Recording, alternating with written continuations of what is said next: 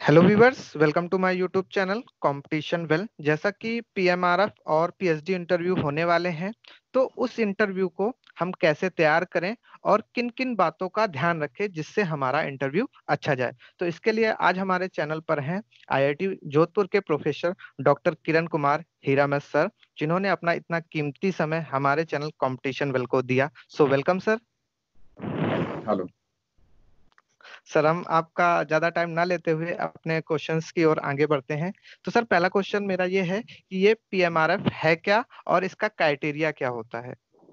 Okay. जैसा कि आपको पता है, पीएचडी के लिए दो मेजर फंडिंग्स है। एक है एमएचआरडी और दूसरा है यूजीसी, सीएसआईआर यूजीसी। तो कई बार कुछ अच्छे स्टूडेंट केवल उन्हें जॉब करना, कुछ वजह से जॉब करने की जरूरत पड़ती है, इसलिए वो एकेडमिक फील्ड में नहीं आते और जॉब के लिए जाते हैं। तो वैसे अच्छे टैलेंट को अट्रैक्ट करने के लिए, टैलेंट यहीं पे रहे, आईआईटीज जैसे अच्छे इंस्टीट्यूट में काम करे, इसके लिए ये नई स्कीम निकाली है, प्रधानमंत्री रिसर्च फेलोशिप पीएमआरएफ। तो इसमें कंपेयर टू ये नॉर्मल फेलोशिप काफ़ी अच्छी है। उसके अलावा रिसर्च के लिए ग्रांट भी है, हर साल करीब 2 लाख रुपए देते हैं। तो इस वजह से पीएमआरएफ ये नॉर्मल फंडिंग के कंपैरिजन में अलग है। बट ये बात भी उतनी ही सच है कि सिलेक्टेड लोगों को ही ये पीएमआरएफ फेलोशिप मिलती है और कंपटीशन काफ़ी टफ है। जी सर। सर, ये जो पीएमआरएफ है, इसकी स्टूडेंट तैयारी कैसे करे, तो इसका आप अगर एक रोड मैप सेट कर देते सर। पीएमआरएफ में बेसिकली हाई पोटेंशियल एप्लीकेंट को ये फेलोशिप दी जाती है। तो जैसे कि हम आईआईटी जोधपुर में हम कर रहे हैं कि जब हम स्टूडेंट को पीएचडी के लिए इनवाइट कर रहे हैं, पीएचडी इंटरव्यू के लिए, तो तभी हम उन्हें ये भी ऑप्शन दे रहे हैं कि क्या वो पीएमआरएफ में इंटरेस्टेड है क्या। अब अगर है तो उन्हें एक अपना स्टेटमेंट ऑफ पर्पस देना होगा, जिसमें वो बताएंगे कि उन्हें कौन से फील्ड में काम करना है, कौन, या उन्होंने कोई रिसर्च प्रॉब्लम ऑलरेडी सोची है क्या, तो क्यों वो रिसर्च प्रॉब्लम इंटरेस्टिंग है, उस रिसर्च प्रॉब्लम के लिए जो बैकग्राउंड है, उस बैकग्राउंड में वो कैसे प्रिपेयर्ड है। अगर आप एमएससी करते हुए आपने कोई थीसिस की हुई है, या आपने किसी कॉन्फ्रेंस में या वर्कशॉप में पेपर प्रेजेंट किया है, तो ये सारी चीजें वो वहाँ पे लिखेंगे। तो बेसिकली एप्लीकेंट को अपना रिसर्च डोमेन या रिसर्च प्रॉब्लम के बारे में थोड़ी जानकारी देनी होगी, और उसका बैकग्राउंड उस प्रॉब्लम के लिए कैसे सुटेबल है, और वो अगर किसी स्पेसिफिक इंस्टीट्यूट में अप्लाई करता है तो क्यों वो उस स्पेसिफिक इंस्टीट्यूट में वो अप्लाई कर रहा है, वहाँ पे कोई स्पेशल फैसिलिटी है या कोई सब्जेक्ट एक्सपर्ट है, तो उसकी भी जानकारी देनी होगी। जी सर। जैसे कि सर, पीएमआरएफ में जो अप्लीकेंट होते हैं वो अपने रिसर्च इंटरेस्ट को इंस्टीट्यूट से कैसे मैच करे और कैसे सिलेक्ट करे। देखिए, अगर आप कोई एक्सपेरिमेंटल साइट से है तो आपको आपको कोई स्पेशलाइज्ड इक्विपमेंट लगता है, और अगर वो इक्विपमेंट इंस्टीट्यूट में है तो ऑब्वियसली आप कह सकते हैं कि क्योंकि मेरे रिसर्च के लिए स्पेशल फैसिलिटी चाहिए और वो आपके इंस्टीट्यूट में पहले से ही है, वहाँ पे एक्सपर्ट्स है, इसलिए मैं आपके इंस्टीट्यूट में इंटरेस्ट हूँ। यहाँ जो थ्योरेटिकल साइट्स में काम करते हैं, अगर उस डोमेन के एक्सपर्ट्स वहाँ पे है, तो आप कह सकते हैं कि इस फील्ड में जो एक्सपर्ट है उनमें से कुछ एक्सपर्ट आपके यहाँ है, इसलिए मैं आपके इंस्टीट्यूट ज्वाइन करना चाहता हूँ। जी सर। जैसे कि सर, पीएमआरएफ एक इंटरव्यू होता है, पीएचडी इंटरव्यू होता है, इन दोनों में डिफरेंस क्या होता है, क्या काफी डिफरेंस होता है कि। नहीं, ज्यादा डिफरेंस नहीं, सिर्फ एडिशनल कंपोनेंट ये है कि अगर कोई पीएमआरएफ में भी अप्लाई कर रहा है तो उसके लिए उसका एसओपी देखा जाता है, उस एसओपी के बेसिस पे उन्हें कुछ क्वेश्चंस पूछे जाएंगे। जी सर। जैसा कि सर, आप लोग जब इंटरव्यू लेते हैं लाइक पीएमआरएफ और पीएचडी, तो आप लोग स्टूडेंट से क्या एक्सपेक्ट करते हो।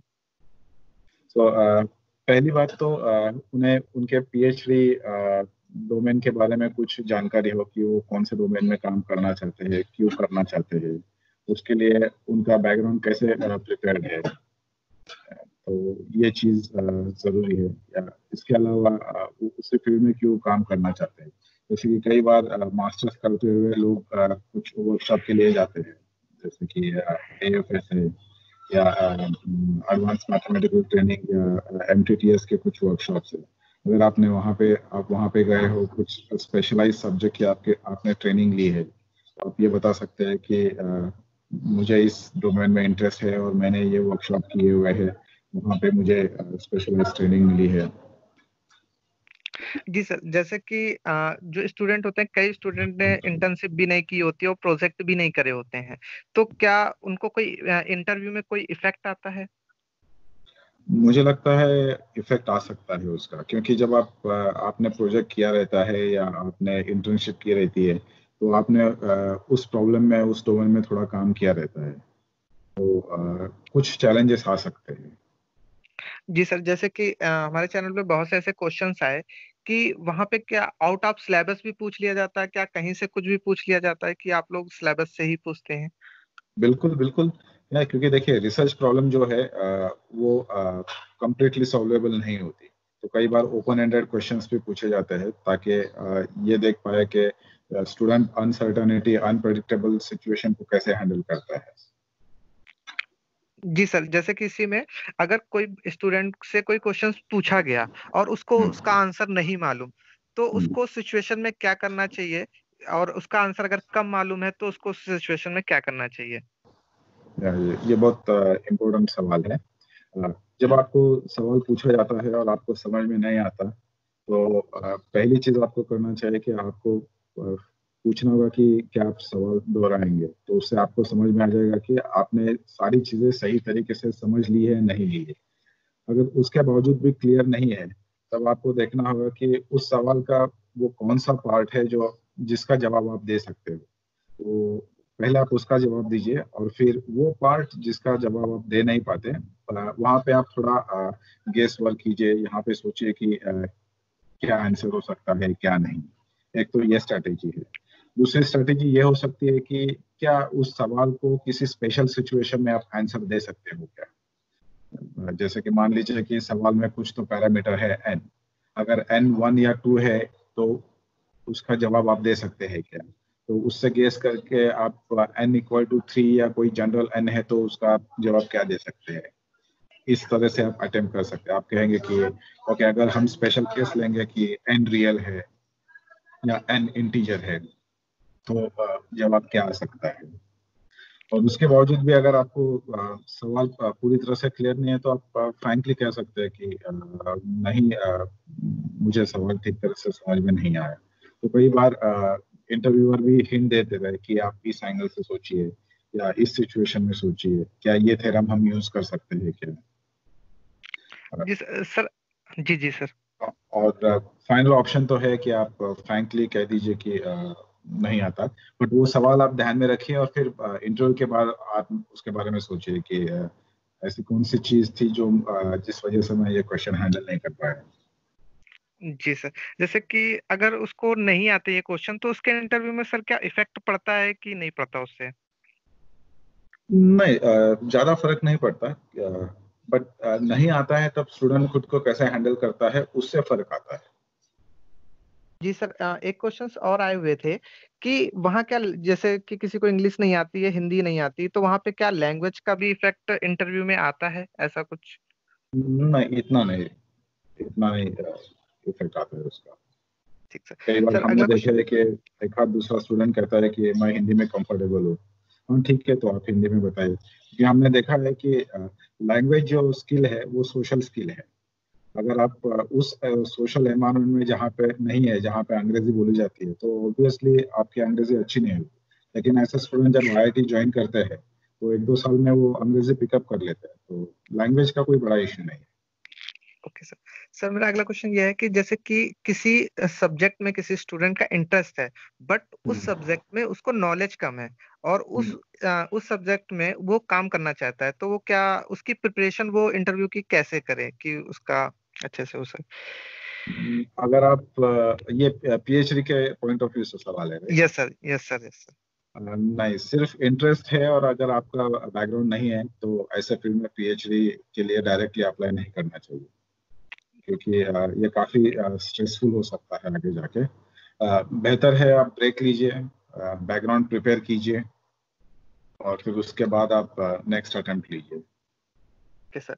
सर अगर आप अपनी तरफ से कोई स्टूडेंट को टिप्स दे सके जो उनके लिए बहुत हेल्पफुल साबित हो सके? पहली चीज, अगर आपने आपके मास्टर्स में आपने कोई प्रोजेक्ट किया है या इंटर्नशिप की है तो उसके बारे में ठीक तरह से पढ़िए, क्योंकि कई बार इंटरव्यू वहां से शुरुआत हो सकता है। तो बताइए आपने किस टॉपिक पे प्रोजेक्ट किया है, ये टॉपिक क्यों चूज किया, या आपके काम में आपको क्या रिजल्ट्स मिले हैं। ये अगर पॉसिबल, अगर आप मास्टर्स कर रहे हैं, जो मास्टर्स फर्स्ट ईयर में वगैरह है, तो मैं उन्हें सजेस्ट करूंगा कि अगर हो सके तो आप कई सारे वर्कशॉप के एड्स आते हैं, कोई वर्कशॉप कीजिए। अगर कॉन्फ्रेंस में जाने का मौका मिलता है तो कॉन्फ्रेंस में जाइए, अगर हो सके तो पेपर प्रेजेंट कीजिए, इंटर्नशिप कीजिए। इससे आपके पीएचडी में सिलेक्ट होने के चांसेस और बढ़ जाते हैं। और दूसरी चीज, जब आप पीएचडी के लिए अप्लाई करते हैं तो इंटरव्यू को जाते समय आपको सारे ही सब्जेक्ट की तैयारी करके नहीं जानी चाहिए। आप कुछ बड़े ब्रॉड थीम लीजिए और उस पर तैयारी तैयारी कीजिए। जैसे कि हो सकता है कि आप एनालिसिस और डिफरेंशियल इक्वेशन, लिनियर अलजेब्रा के बारे में आपने तैयारी की है, लेकिन स्टैटिस्टिक्स के बारे में नहीं की है, या न्यूमेरिकल मेथड्स के बारे में आपने नहीं की है, क्योंकि आपको उस डायरेक्शन में नहीं जाना है।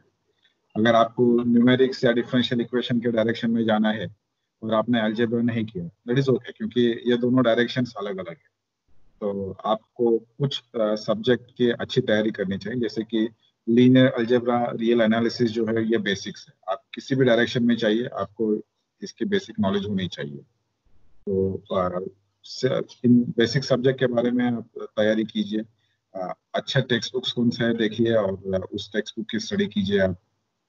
और दूसरी चीज ये है कि पीएचडी गाइड कैसे चूज करें, इसके बारे में भी सोचिए। अगर आप किसी इंस्टीट्यूट में अप्लाई कर रहे हैं तो वहाँ का प्रोफेसर का रिसर्च प्रोफाइल क्या है देख लीजिए। आपको जिस डोमेन में जाना है उस डोमेन में वहाँ पे फैकल्टी मेंबर है क्या देखिए। और जब कोई फैकल्टी मेंबर आपको पूछता है तो आपको किस में इंटरेस्ट है, तो आप बहुत स्पेसिफिक आंसर मत दीजिए, जैसे कि मुझे ऑर्डिनरी डिफरेंशियल इक्वेशन में इंटरेस्ट है। क्यों? पार्शियल में नहीं है क्या? और जो डिफरेंशियल इक्वेशन में काम करता है उन्हें फंक्शनल एनालिसिस भी आना चाहिए। हो सकता है कि थोड़ा बहुत न्यूमेरिकल मेथड्स भी आने चाहिए। तो अपना डोमेन थोड़ा आप ब्रॉड रखिए, नैरोली फोकस मत करिए। जी सर, थैंक यू सर, आपने अपना इतना कीमती समय हमारे चैनल कंपटीशन वेल को दिया। थैंक यू या सर। या ऑल द बेस्ट।